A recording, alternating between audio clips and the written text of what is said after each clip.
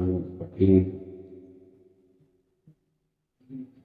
الحمد لله وكفى وسلام على عباده الذين اصطفى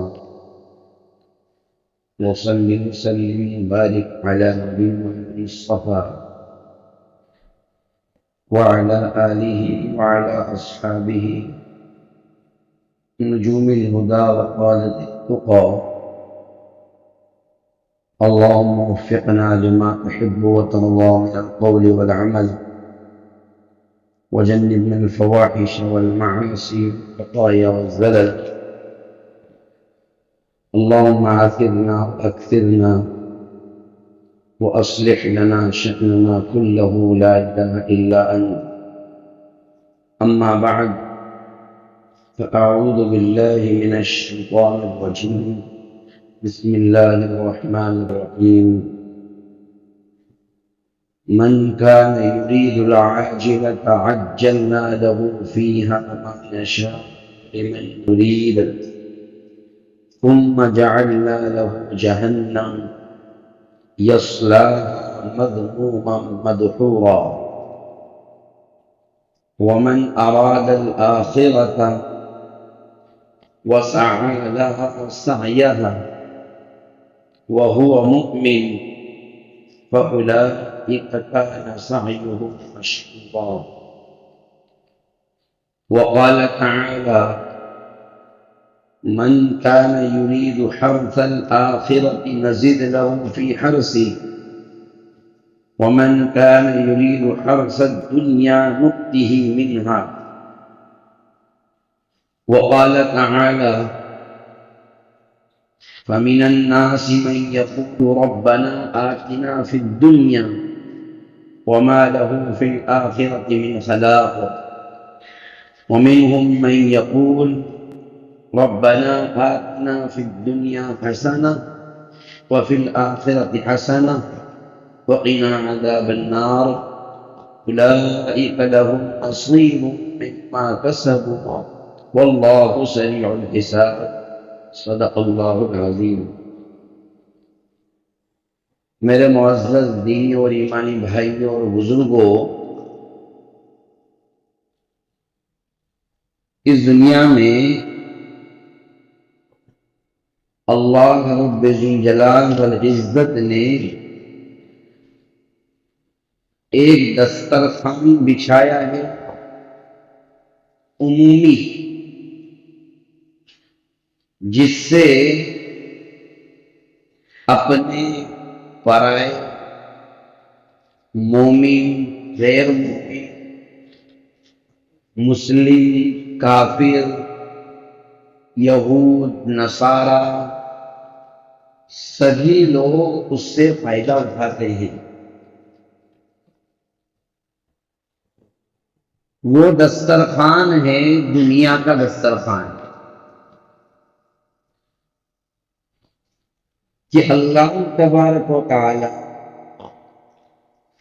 مادی اور دنیاوی ضرورتیں جس سے انسان دنیا میں رہ سکتا ہو، جی سکتا ہو، دنیا کی اچھی زندگی گزار سکتا ہو، اس کو اللہ نے عام کیا سبھی کے لیے. کیا دوست، کیا دشمن. اور اس کے مقابلے میں ایک دسترخوان ہے آخرت کا دسترخوان، جس کو اللہ تبارک و تعالی نے طلب پر اور بندے کی ریکویسٹ پر رکھا. آپ کی ریکوائرمنٹ کیا ہے؟ آپ کیا چاہتے ہیں، کتنا چاہتے ہیں، اور آپ کس طریقے سے اس دسترخوان پر بیٹھنا چاہتے ہیں. یہی وجہ ہے حضرت ابراہیم علیہ السلام کو جب اللہ تبارک و تعالی نے یہ فرمایا قال انی جاعلک للناس اماما، کہ ابراہیم میں تجھے لوگوں کا پیشوا اور مقتدا بناؤں گا، لوگوں کا امام بناؤں گا۔ اور اللہ نے حضرت ابراہیم علیہ السلام کو ایسا امام بنایا کہ یہود، نصارہ اور امت مسلمہ تینوں ہی حضرت ابراہیم علیہ السلام کو اپنا امام مانتے ہیں۔ تو حضرت ابراہیم علیہ السلام یہ دعا کر رہے ہیں قال ومن ذریتی، اے میرے پروردگار آپ مجھے امام بنائیں گے، ظاہر سی بات ہے امام بن کر کے جاؤں گا تو مجھے تو تھوڑا بہت وقت ہی دنیا میں رہنا ہے، قیامت تک تو مجھے رہنا نہیں ہے، پھر میرے بعد میں یہ امامت کہاں جائے گی، اور میرے بعد میں جو میری نسل آئے گی، جو میری ذریت آئے گی، اس کا کیا ہوگا؟ تو جواب میں اللہ تبارک و تعالی نے فرمایا قال لا ینال عہدی الظالمین، اللہ نے فرمایا کہ میرا یہ جو عہد و پیمان اور میرا یہ جو خلافت دینے کا جو مسئلہ ہے یہ ظالموں کو نہیں پہنچے گا۔ اس کے بالمقابل ابراہیم علیہ السلام دعا کر رہے ہیں، اسی آیت کریمہ کے بعد میں ہے وَإِذْ قَالَ إِبْرَاهِيمُ رَبِّ اجْعَلْ هَٰذَا بَلَدًا آمِنًا وَارْزُقْ أَهْلَهُ مِنَ الثَّمَرَاتِ مَنْ آمَنَ مِنْهُمْ بِاللَّهِ وَالْيَوْمِ الْآخِرِ۔ اے اللہ، جب ابراہیم علیہ السلام کو اللہ نے یہ فرمایا کہ یہ امامت اور خلافت جو ہے یہ ظالموں کو نہیں، صرف اور صرف اچھے لوگوں کو ملے گی، تو ابراہیم علیہ السلام دعا کر رہے ہیں کہ اے میرے پروردگار اس شہر یعنی مکہ کو امن امان والا بنا، اور یہاں کے رہنے والے لوگوں میں جو لوگ ایمان لائے اللہ پر ان کو تو روزی عطا فرما۔ ابراہیم علیہ السلام نے دعا کیا کی کہ روزی عطا فرما کس کو؟ ایمان والوں کو۔ تو اللہ نے اس کے جواب میں کیا فرمایا؟ قال ومن کفر فامتعه قلیلا، دنیا کا جو دسترخوان ہے جو لوگ کفر کریں گے مہلت تو ان کو بھی تھوڑی بہت دوں گا،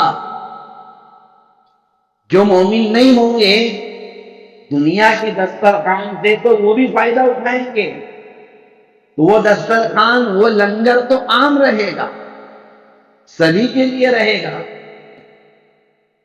اور خلافت کا جو دسترخوان ہے اللہ کے دیے ہوئے نظام کو چلانے والی جو بات ہے فرمایا یہ ظالموں کو نہیں دیا جائے گا۔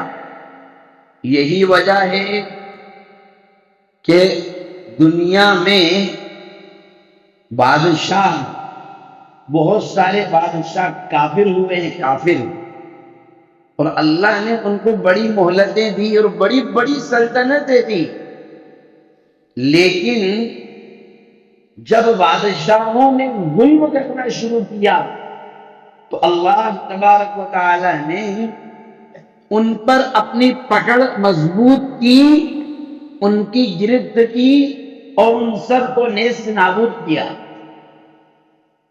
فرعون ایسا نہیں ہے کہ فرعون بنتے ہی غرق ہو گیا، بھائی اس فرعون سے پہلے جو ڈوبا ہے جتنے بھی بادشاہ مصر کے ہوئے سارے فرعون تھے، کیونکہ فرعون جیسے ہمارے یہاں پردھان منتری لقب ہوتا ہے، تو ایسے مصر کے بادشاہ کا لقب تھا فرعون.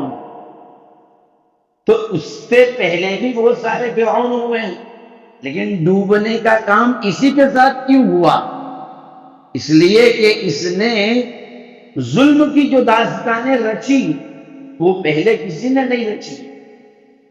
اور اللہ تبارک و تعالی نے کفر پر رہتے ہوئے دنیا کے کتنا بڑا دسترخوان سجایا اور دنیا کی کتنی نعمتوں سے نوازا، لیکن جب ظلم بڑھا تو اللہ تبارک و تعالی نے پکڑ کی. اس لیے فرمایا لا ینال عہدی الظالمین، کہ ظالموں کو میرا یہ خلافت والا معاملہ نہیں پہنچے گا. اسی لیے بہت سے بادشاہ جو کافر ہوئے ہیں، یا ایسے بادشاہ جن کے بارے میں یہ یقین کے ساتھ نہیں کہا جا سکتا کہ مومن ہے یا نہیں، لیکن ان کا عدل و انصاف مشہور ہے. آپ کے اجین شہر کے جو بادشاہ گزرے ہیں، جن کے نام پر اجین کو وکرم نگری کہا جاتا ہے، جو حضرت عیسیٰ علیہ السلام سے بھی پرانے ہیں، ان کا جو سن چلتا ہے وہ تو عیسیٰ علیہ السلام کا جو سن ہے، سن عیسوی، وہ کتنا 2026 سے بھی 57 سال پرانا سن ہے، جس کو ہم لوگ وکرم سنوت بولتے ہیں. اس بادشاہ کے متعلق یہ تو پکا نہیں ہے کہ وہ مومن تھا یا نہیں تھا، اللہ پر اس کا ایمان تھا یا نہیں تھا، اس بات میں تو اختلاف ہے. لیکن اس میں کسی کا اختلاف نہیں کہ وہ ایک نیک دل، عادل اور اپنی رعایا کے ساتھ محبت کرنے والا بادشاہ. تو حکومت اور بادشاہت اس کے لیے ضروری نہیں، کیونکہ بادشاہ جو بنائے جاتے ہیں، اگر کوئی آدمی بادشاہ وہ بنتا ہے جو اپنی رعایا کو لے کر کے چلے.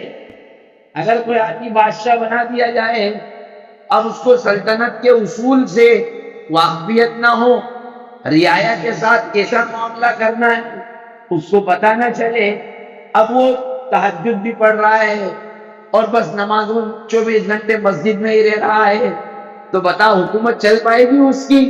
ارے بھائی تجھے تو لوگوں کو سنبھالنا ہے، لوگوں کے مسائل دیکھنا ہے، لوگوں کے بیچ میں گھس کر کے رہ کر کے تجھے کام کرنا ہے، لوگوں کے معاملات کو حل کرنا ہے. تو بادشاہت کے لیے ضروری نہیں کہ وہ ایمان والا ہی ہو، بادشاہ تو کافر بھی ہو سکتا ہے، لیکن خلافت جو اللہ تبارک و تعالی کی نیابت ہے وہ اللہ ظالموں کو نہیں عطا فرماتا ہے، وہ تو صالح قلب اور نیک دل اور نیک طبیعتوں ہی تو عطا فرماتا ہے.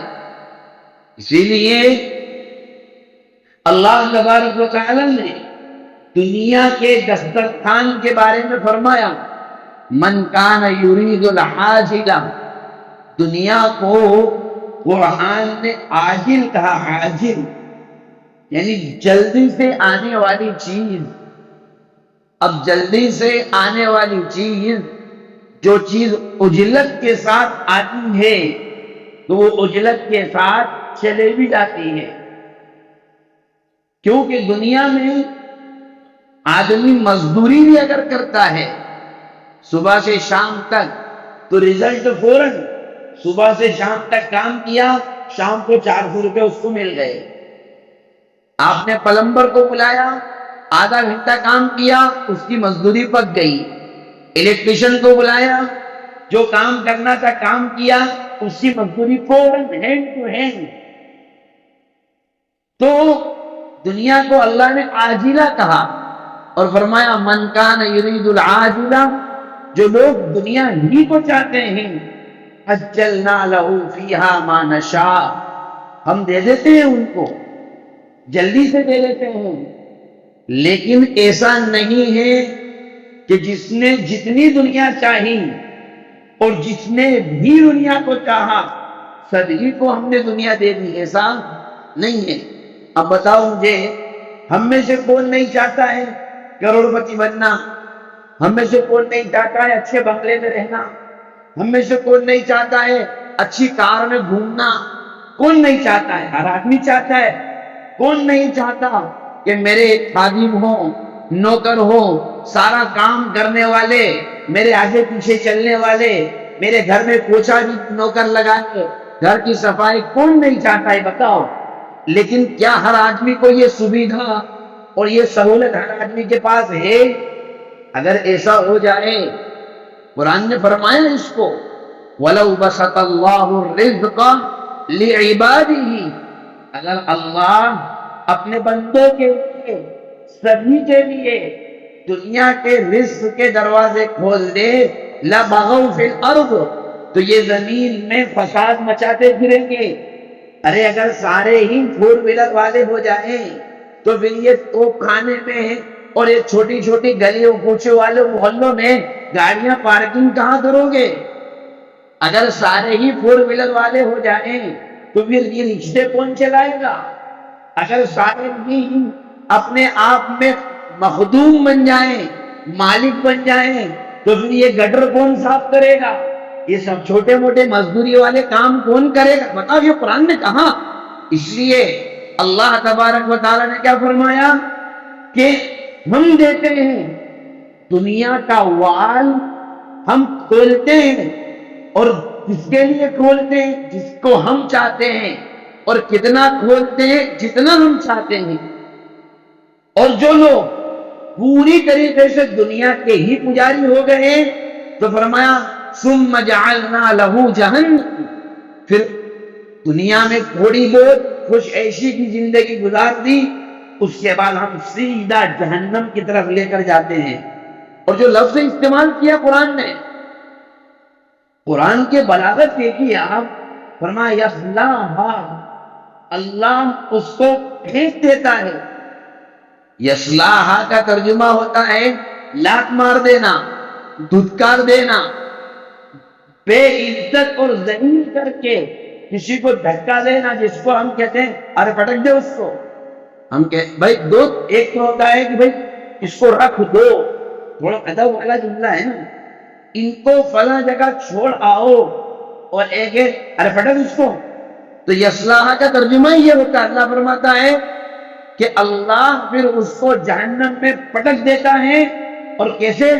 مذموماً مدحوراً، ذلت مذمت کے ساتھ اور رسوائی کے ساتھ۔ لیکن اس کے بالمقابل جو آخرت کا دسترخوان ہے، اللہ نے فرمایا وَمَنْ أَرَادَ الْآخِرَةَ، جو بندہ آخرت کو چاہتا ہے، تو آخرت کو چاہ لینے کا صرف یہ مطلب نہیں ہے ہم نے سوچ لیا اور بس ہم کو مل گئی، نہیں، وَسَعَى لَهَا سَعْيَهَا، اور آخرت کے لیے کوشش بھی کرے۔ اور کیسی کوشش؟ وہ کوشش جو اللہ کی طرف سے دی گئی، وہ والی کوشش، اپنی طرف سے اس میں کمی بیشی نہ کرے۔ اب اگر کوئی آدمی پچھلے 50 سال سے نماز نہیں پڑھ رہا تھا، اب اس کو نماز کی توفیق ہوئی، وہ یہ سوچے کہ بھئی اپن نے 50 سال تک نمازیں نہیں پڑھی، اب ایک کام کرتے ہیں، جو قضا نمازیں ہیں ہم ظہر پڑھیں گے تو ظہر کی 4 نہیں 8 رکعت پڑھ لیا کریں گے ایک ساتھ، ایک ابھی کی ایک پرانی، 2 قسطیں اپنی ادا ہو جائے گی۔ بتاؤ ایسا چلے گا؟ اگر کوئی آدمی روزے اگر نہ رکھے اس نے، اور وہ یہ سوچے کہ اس رمضان میں ایک دن میں 3 روزے کی نیت کر لیتا ہوں، بتاؤ اس کے 3 روزے ادا ہوں گے؟ تو قرآن نے فرمایا کہ آخرت کی کوشش وہ کامیاب ہوگی جس کوشش کو ہم نے کہا، اور ساتھ ساتھ میں ہر ایک کی کوشش بھی کامیاب نہیں ہو سکتی۔ وَهُوَ مُؤْمِنٌ، آخرت کی طلب کی کوشش کے لیے ایمان کا ہونا ضروری ہے۔ اگر کوئی شخص ایمان نہ رکھے اور وہ روزوں پہ روزے رکھتا چلا جائے، مسجد میں آ کر کے نمازیں مسلمانوں کی طرح کھڑا ہو جائے، ہم اس کو بھگائیں گے نہیں، ہم اس سے یہ نہیں کہیں گے کہ تم نکلو یہاں سے، بھگاؤ یہاں سے۔ ہماری قوم کی، معاف کیجیے گا، ہماری قوم کی، اس امت کی ایک بہت بڑی کمزوری یہ بھی رہی کہ ہم نے صحیح اسلام اپنی زندگی میں لا کر کے اپنے غیر ایمان والے بھائیوں کے سامنے پیش ہی نہیں کیا کہ اسلام کیا ہے۔ ہم نے پیش کیا ہے ان کے سامنے، کسی کو برا لگے تو ایڈوانس میں معافی چاہتا ہوں، ہم نے ان کے سامنے پیش کیا ہے، گالی گلوچ پیش کی ہے، اپنے برے معاہدات پیش کیے ہیں، اپنی لڑائیاں پیش کی ہیں، اپنے آپس کے جھگڑے پیش کیے، گلی کوچوں اور محلوں میں ہمارے کھیلتے کودتے بچوں کی گندی باتیں پیش کی ہیں، رات کو 2-2 بجے تک، 3-3 بجے تک، 4-4 بجے تک چوراہوں پر کھڑے ہو کر موبائل چلانے کے نظارے ان کے سامنے پیش کیے ہیں، اور فجر کا وقت آ کر کے 10-10 بجے تک سونے کے نظارے ان کے سامنے پیش کیے ہیں۔ ان کا مال لے کر کے ہڑپ کر جانا اور یہ سوچنا کہ وہ کوئی ایمان والا تھوڑی ہے، اس کا مال کھا جائیں گے تو کیا فرق پڑتا ہے، یہ بددیانتی اور بد عہدی ہم نے پیش کی ہے، اس وجہ سے وہ ہم سے بدظن ہے۔ ورنہ تو اللہ نے اسلام میں وہ لچک، وہ خوبی، وہ پیار، وہ شفقت، وہ محبت، وہ مٹھاس، وہ چاشنی رکھی ہیں کہ آپ اپنے کردار، اپنے اخلاق، اپنے رویے کو اگر پیش کرو گے، اپنی امانت داری اور دیانت داری کو پیش کرو گے، آج بھی ہمارے مسلم بھائی، وہ مسلم بھائی جو سرکاری محکموں میں ہیں، اس عصبیت اور دشمنی کے دور میں ہمارے وہ مسلم بھائی جو سرکاری عدالتوں اور محکموں میں اپنی امانت داری اور دیانت داری کے ساتھ کام کرتے ہیں، لوگ آج بھی ان کو خان صاحب کہہ کر ادب میں کھڑے ہو جاتے ہیں۔ کیوں؟ وہ جانتے ہیں ان کا مذہب نے انہیں سکھایا کہ بے ایمانی مت کرو۔ تو اللہ تبارک و تعالی آخرت کا دروازہ بھی کب کھولتا ہے؟ وہ مؤمن، جبکہ ایمانی حلاوت کے ساتھ اس کو کیا جائے۔ فَأُولَٰئِكَ كَانَ سَعْيُهُمْ مَشْكُورًا، اللہ نے فرمایا ہم ایسے لوگوں کی کوششوں کو پھر کامیاب بناتے ہیں، ایسے لوگوں کے لیے پھر ہم دروازے کھولتے جاتے ہیں۔ وہ کون سا ترقی کا کون سی منزل طے کرنا چاہتا ہے؟ آخر کیا وجہ ہے کہ رمضان المبارک کے جب 2 عشرے مکمل ہو جاتے ہیں تو تیسرے عشرے میں ہمیں حکم دیا گیا لیلۃ القدر کو تلاش کرو۔ کیوں تلاش کرو؟ اس لیے کہ جب 2 عشرے مکمل ہوئے، اس کو میں مثال سے سمجھاتا ہوں۔ رمضان کے اخیر عشرے میں اللہ کی رحمت کیسے جوش میں آتی ہے، وہ مثال سے ہو سکتا آپ کو بات جلدی سمجھ میں آئے۔ یہ صرف وہ مثال ہے، باقی کچھ نہیں ہے۔ ہاٹ لگتا ہے بازار، صبح ہم جب 10 بجے مارکیٹ جاتے ہیں بازار ہاٹ میں، آپ جا کر کے دیکھیے آدمی بھاؤ کچھ اور بتاتا ہے، جو دن گزرتا جاتا ہے، جب شام کو عصر کے بعد کا وقت آتا ہے تو کتنا شور ہوتا ہے بازار ہاٹ میں، کتنا شور ہوتا ہے، سب چلا رہے ہوتے ہیں۔ آلو 100 کے 5 کلو، پیاز 50 کے 5 کلو، لہسن 100 کی 2 کلو، صبح 100 کی 1 کلو دے رہا تھا، صبح 20 کی 1 کلو دے رہا تھا، ابھی 10 کی دے رہا ہے۔ کیوں؟ وہ دکاندار یہ چاہ رہا ہے کہ اگر اپنا مول بھی ابھی آ جاتا ہے تو اتنا وزن اٹھا کر واپس گھر لے جانے سے تو اچھا ہے کہ نوٹ کی گڈی جیب میں رکھ کے لے جاؤں۔ کیوں؟ اس لیے کہ اگلے دن منڈی جا کر کے پھر فریش مال خرید دوں گا، نیا مال خرید لوں گا. بتاؤ ہوتا ہے کہ نہیں ہوتا ہے؟ اور غریب آدمی عصر کے بعد جا کر کے یہ سوچ کر کے جاتا ہے کہ ابھی مال سستا ملے گا. صبح جس آدمی نے 500 روپے میں بازار کیا تھا، عصر کے بعد وہی بازار 150 200 روپے میں ہو جاتا ہے. ارے یہ ہے یا نہیں مجھے بتاؤ، ایسا ہوتا ہے کہ نہیں ہوتا ہے؟ جب اخیر عشرہ آتا ہے، اللہ تبارک و تعالیٰ کی رحمت اتنی جوش میں آتی ہے، اتنی جوش میں آتی ہے کہ اے وہ لوگوں جو ابھی تک بھی مارکیٹ میں نہیں آئے، آ جاؤ. اور پھر اعتکاف دے دیا گیا. اعتکاف خالی ایک عبادت نہیں ہے، اعتکاف اپنے روٹین کو توڑنے کا نام ہے. کہ جو دنیا میں رہ کر کے تم روٹین چلا رہے ہو، سب کو ایک طرف ڈالو اور ان 10 دنوں کے لیے ہمارے کیمپس میں آ کر کے رہو. یہاں کی فضا کو دیکھو، یہاں کے ماحول کو دیکھو، یہاں کے مزاج کو دیکھو. اور پھر جب 10 دن رہو تو جانے سے پہلے، چاند دکھنے سے پہلے ہم سرٹیفکیٹ دیں گے. اور بتاؤ کیا چاہیے تمہیں؟ تمہیں دنیا چاہیے، آخرت چاہیے، جنت چاہیے؟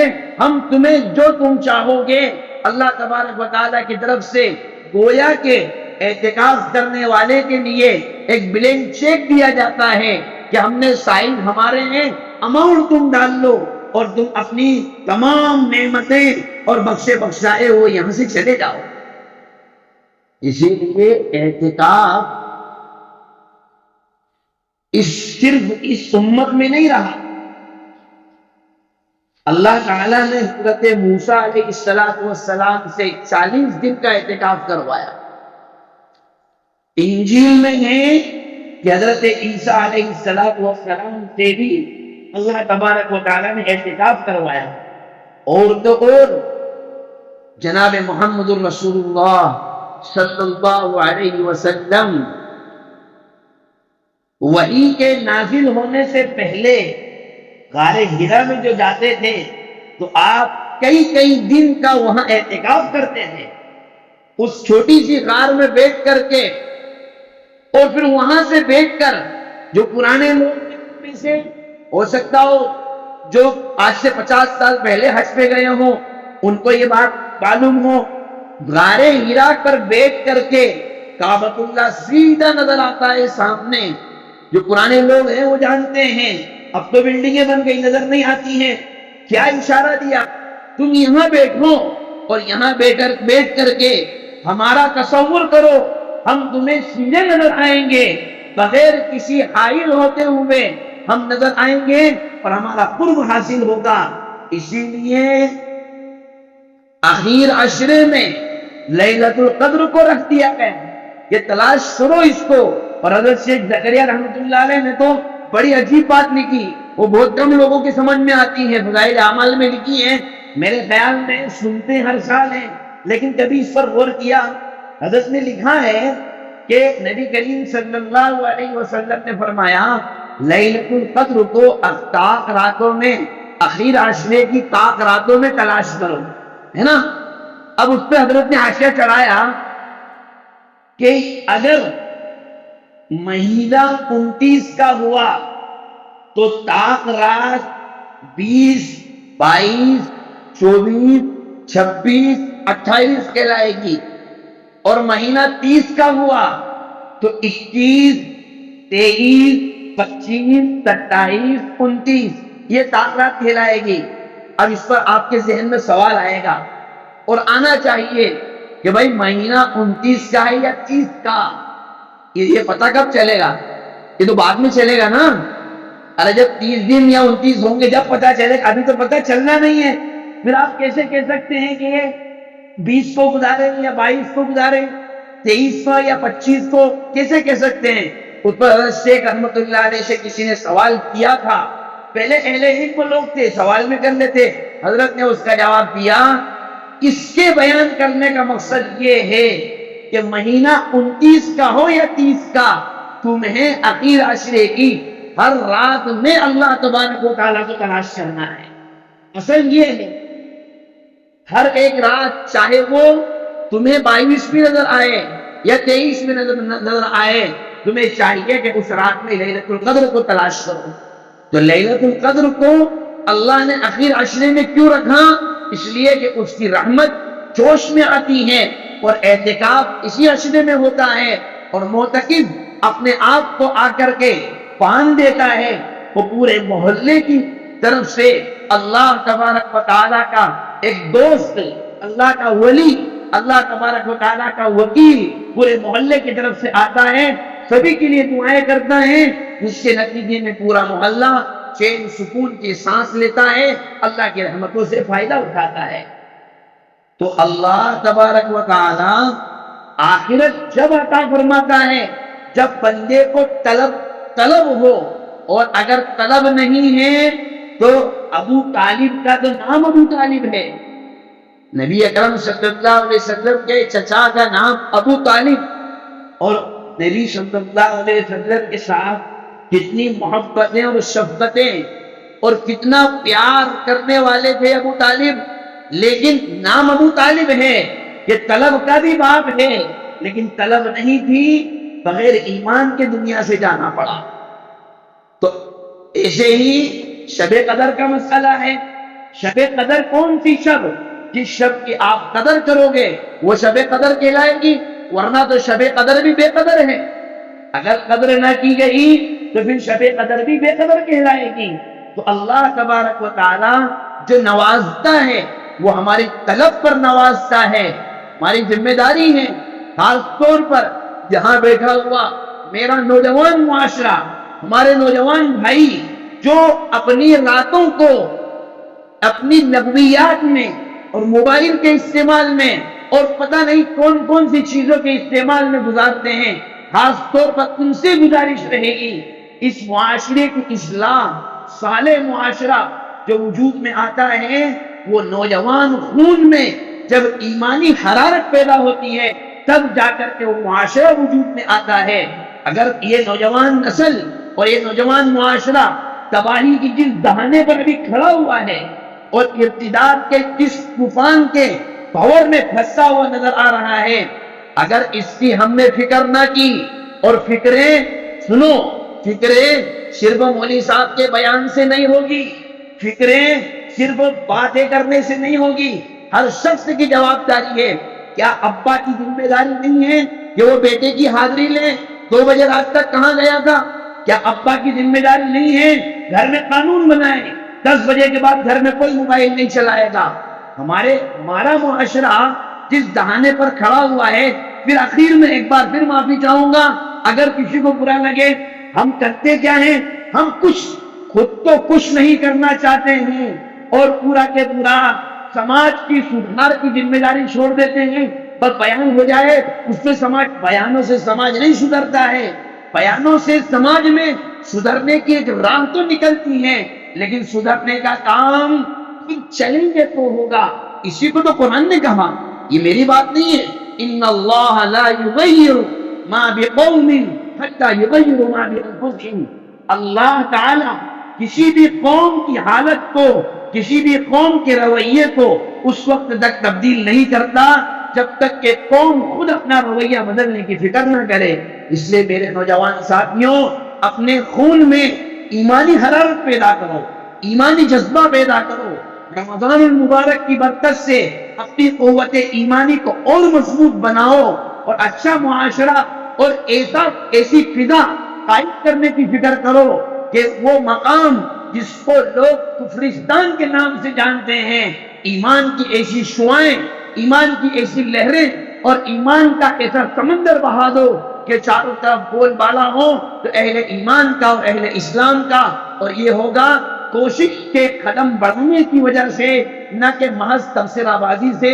اللہ تبارک و تعالی ہم سب کو صحیح سمجھ عطا فرمائے، اور اللہ ہم سب کی اصلاح فرمائے، ہمارے معاشرے کو اللہ درست فرمائے۔ وما توفیقی الا باللہ۔ سنت ادا کرتے ہیں۔